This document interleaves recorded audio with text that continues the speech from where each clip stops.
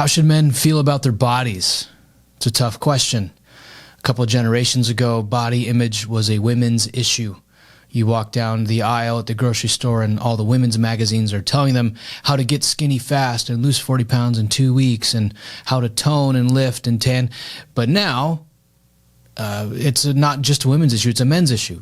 Men have as much body dysmorphia or muscle dysmorphia as women, almost within 5 percentage points.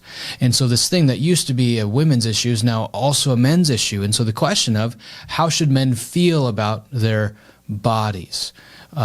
If you look at the way that even professional fighters look from past generations, you look at Muhammad Ali. If you look up a picture of Muhammad Ali with his shirt off in peak fighting shape, he looks athletic and fit, but he does not look like what the MMA fighters look like now, who are shredded to pieces, who have their 10-packs bulging out, veins coming everywhere, more muscle. That the use of technology to accelerate or to make almost silly the male figure, like you think about like bodybuilders, Arnold Schwarzenegger's steroids, trenbolone, all the different supplements that exist. What looks like a healthy male body has been totally skewed the past few generations. You've gone from Brad Pitt shredded in Fight Club, Muhammad Ali, the elite-looking athlete, but with a good amount of body fat still on him, to now the Instagram ads for the most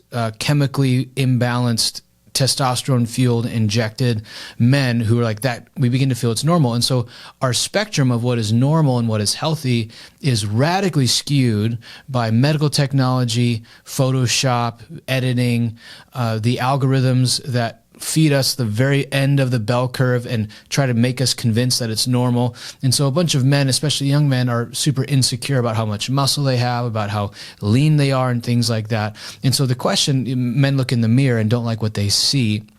And how should we process that? Well, on the one hand, health is good. The sixth commandment, which is thou shalt not kill, also implicitly forbids slow suicide by lifestyle. And so the pursuit of health, of well-being, of staving off illness, of trying to be able to function in the world, to get in the position where you can play with your grandkids and not be prematurely wheelchair-bound if you have anything to do about it, that the pursuit of health is a good thing. The pursuit of strength is a good thing. That we should try to get healthier and be stronger for the sake of practical, functional reasons. At the same time, the obsession with bodybuilding and the hypersexualization of the male physique is not a good thing. It's not good for mental health. And actually, bodybuilders are some of the least healthy people on the planet. That taking steroids so that you're shredded when you're 30, but that results in you having a heart attack when you're 48, is not a good thing. That's actually violating the sixth commandment, thou shalt not kill. And so the way that you can pursue health that is in tension with and in contrast with all the other priorities in your life is important, does change over time. The older you get, the more long cardio you have to do. The younger you are, you're trying to put on more muscle so that you're stronger and can and be physically competent in a variety of things so that you have muscle mass that will help you sustain long-term wellness. But really, if you're looking in the mirror or looking at the scale to decide if you're healthy or not, that's not really the place you want to be. You want to be able to function healthily, to be able to run with kids, to be able to run with grandkids, to be able to pull yourself up on something if you fall down, to go down and upstairs quickly. And so we want to be thinking of health, not necessarily in terms of image.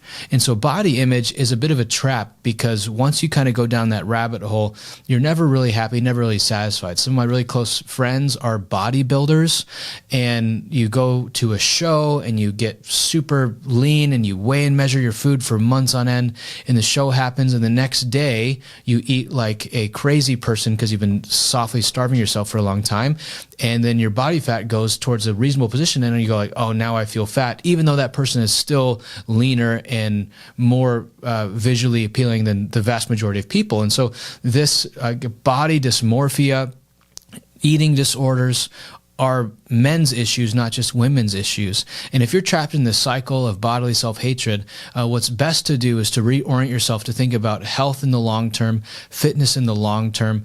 I had a mentor one time who said his goal physically was to be able to carry his wife down a hill when they were 80 in case she fell. And his other goal was to be able to do 9 pull-ups when he was 90 years old. And so that is a good vision for health. That is a good, it's relational, it's functional, it's not image-based or visual-based. And so I don't think it's wrong to want to look better or to be in a good shape, but I do think health is more important than image when we come to thinking about our bodies. Because at some point, the non-pursuit of health is violating the 6th commandment.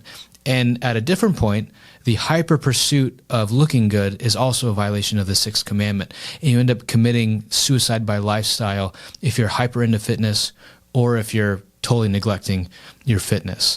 And so I do think it's good for men to use their bodies, use their testosterone, try to be strong, try to be healthy. But at the same time, the hyper emphasis on it in some circles is dysfunctional and unhealthy. Just like the hyper neglect of it in other circles is also unhealthy and doesn't please the Lord. So care about your body, tend to it, nourish it. Don't be obsessed with it. God is your God, not your body image.